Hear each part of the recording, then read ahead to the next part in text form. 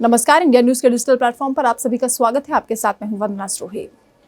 ठंड का प्रकोप दिनों दिन बढ़ता जा रहा है और शीतलहर लोगों को झेलनी पड़ रही है। सर्दी का सितम इस कदर बढ़ा है कि जो हार्ट पेशेंट्स हैं उन्हें बहुत ज़्यादा तकलीफ का सामना करना पड़ रहा है और इसीलिए डॉक्टर्स की ओर से सलाह दी जा रही है कि अगर आप घर से बाहर निकल रहे हैं तो आप अपने नाक, कान, मुंह के साथ ही आप अपने सिर को भी ढक कर रखें और ख़ास तौर से जो हार्ट पेशेंट है वो घर से बाहर ना ही निकले तो बेहतर है, क्योंकि हम देख रहे हैं कि देश के अलग अलग हिस्सों में किस तरह से ठिठुरन बढ़ गई है। जो तापमान है वो कई जगह माइनस में जा पहुंचा है और बर्फीली हवाएं चल रही हैं क्योंकि पहाड़ पर लगातार बर्फबारी हो रही है। उसका असर मैदानी इलाकों पर भी देखा जा रहा है।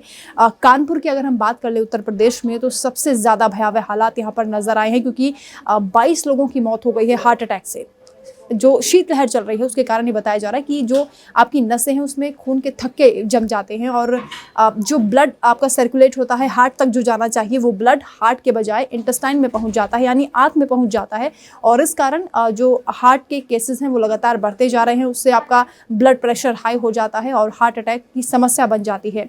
723 जो अभी मरीज़ हैं वो हार्ट इंस्टीट्यूट कानपुर में दर्ज किए गए हैं, वो पहुंचे हैं वहां पर और उनमें से 40 की हालत अभी गंभीर बताई जा रही है, जबकि 22 मौतें हो चुकी हैं।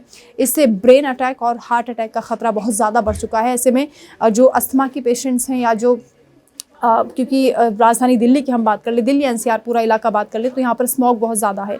पॉल्यूशन का लेवल भी खतरनाक स्तर पर पहुँच रहा है। 300 से ज़्यादा एयर क्वालिटी इंडेक्स रोज़ाना देखा जा रहा है। यानी सर्दी का सितम तो आप झेल ही रहे हैं, इसके साथ साथ आपको बीमारियों से भी खुद को बचाना होगा क्योंकि पॉल्यूशन में ये बीमारियाँ लगातार बढ़ जाती हैं और ऐसी स्थिति में आपको डॉक्टर के पास जाना पड़ता है।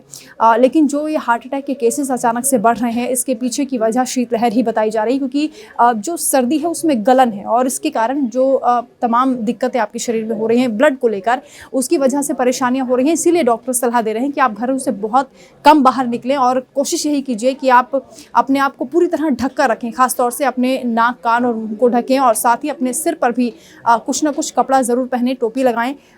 हालांकि जो बुजुर्ग हैं या जो बच्चे हैं उन्हें घर से बाहर ना निकलने की सलाह दी जा रही है, इसीलिए स्कूलों की जो छुट्टियां हैं वो भी बढ़ा दी गई हैं।